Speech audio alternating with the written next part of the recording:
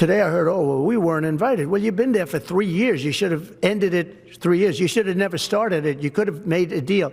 I could have made a deal for Ukraine that would have given them almost all of the land, everything, almost all of the land, and no people would have been killed, and no city would have been demolished, and not one dome would have been knocked down. But they chose not to do it that way. And President Biden, in all fairness, he doesn't have a clue. What he was so bad. While Trump's oligarch-in-chief is dismantling our country, his foreign policy is carrying out similar plans in Ukraine, all in the name of his boss, Vladimir Putin.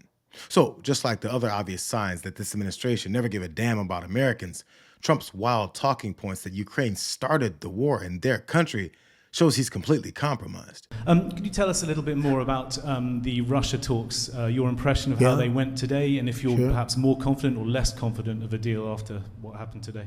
Well, much more confident. They were very good.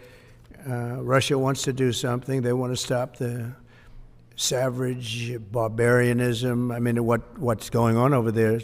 It's soldiers are being killed by the thousands on a weekly basis. It's ridiculous.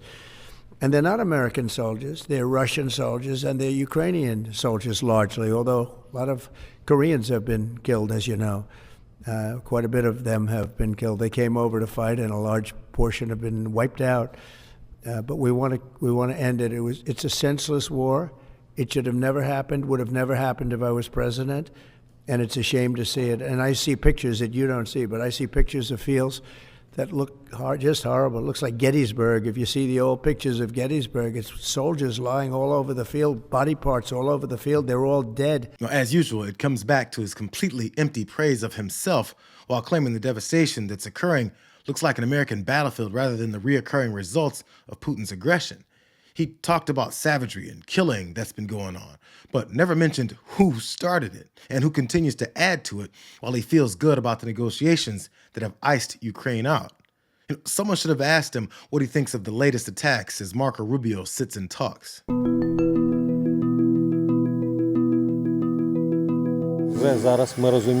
The situation regarding heating was very difficult. Thus, we've decided to drain the water from the central heating system to prevent the system from freezing and not to make the situation worse.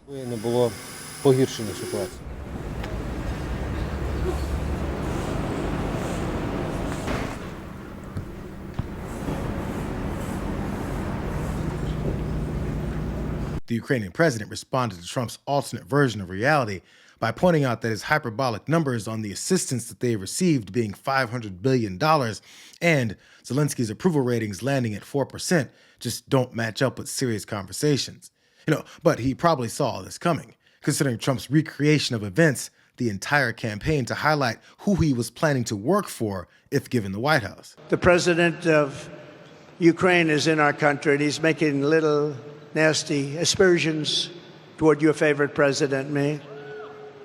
But take a look at the war happening right now in Ukraine. It would have never happened if I were president to start off with. Any deal, even the worst deal, would have been better than what we have right now. If they made a bad deal, it would have been much better. They would have given up a little bit, and everybody would be living, and every building would be built, and every tower would be aging for another 2,000 years. And we continue to give billions of dollars to a man who refuses to make a deal, Zelensky. There was no deal that he could have made that wouldn't have been better than the situation you have right now. And Biden and Kamala allowed this to happen by feeding Zelensky money and munitions like no country has ever seen before. Every time he came to our country, he'd walk away with $60 billion. He's probably the greatest salesman on earth. Is freezing out President Zelensky of this process a bit? Isn't there a danger of that? No, I don't think so, as long as he's there. But, at some point you're going to have elections, too. You're going to have an election. It's a really bad situation. It looks like it'll only get worse, as our Secretary of State, Marco Rubio, couldn't hold in one of the reasons that Donald Trump has him negotiating without any input from the country that was invaded. It's beginning to engage in identifying the extraordinary opportunities that exist should this conflict come to a acceptable end, the credible opportunities that exist to partner with the Russians geopolitically, on issues of common interest, and frankly, economically, on issues that hopefully will be good for the world and will also improve our relations in the long term between these two important countries. So we've gone from acting like we're concerned about the death and devastation in Ukraine to hoping for an outcome that allows the United States to economically partner with Russia. None of this has ever been hidden, and the regular voices of the Republican Party that didn't have a good thing to say about Putin are now too afraid to say it with their chest. You know, Rubio looks like a hostage there, while Republican Senator Roger Wicker tried his best to criticize Putin's actions. But the fear was overwhelming him. Watch him. Do you think that Putin can be trusted in these negotiations? No. Putin is a war criminal and should be in jail for the rest of his life, if not executed. Because Trump thinks that he wants peace, that Putin wants peace. Well, I read a pamphlet back when I was in junior high called You Can Trust the Russians. And then parenthetically, it was to be clearly on their side and to violate the rule of law. I think that's what we can trust the Russians to do, is to do anything to their advantage, to take temporary steps. But Vladimir Putin has violated every tenet of international law. Shaking in his boots from the thought of having to answer anything about both Putin and his underling, Donald Trump.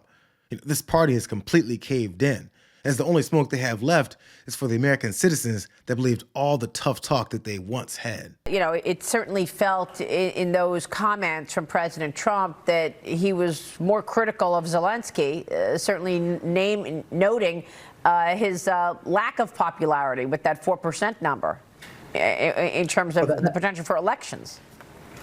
That number comes out of thin air. There's no 4% number. Zelensky's Really? got a 52% approval rating, not a 4% approval rating. And they're under attack. The reason they have martial law is because this country's been invaded. They have airstrikes every day from Russia. I think it's highly unfair for him to be critical of the victim. He should be critical of the person who's launching the airstrikes. And certainly when you think about, approval for Vladimir Putin, I mean, what are you going to say when you get the phone call? What do you think of Vladimir Putin? You better say you love him. So I don't believe anything on the Russia side either in terms of approval of Vladimir Putin.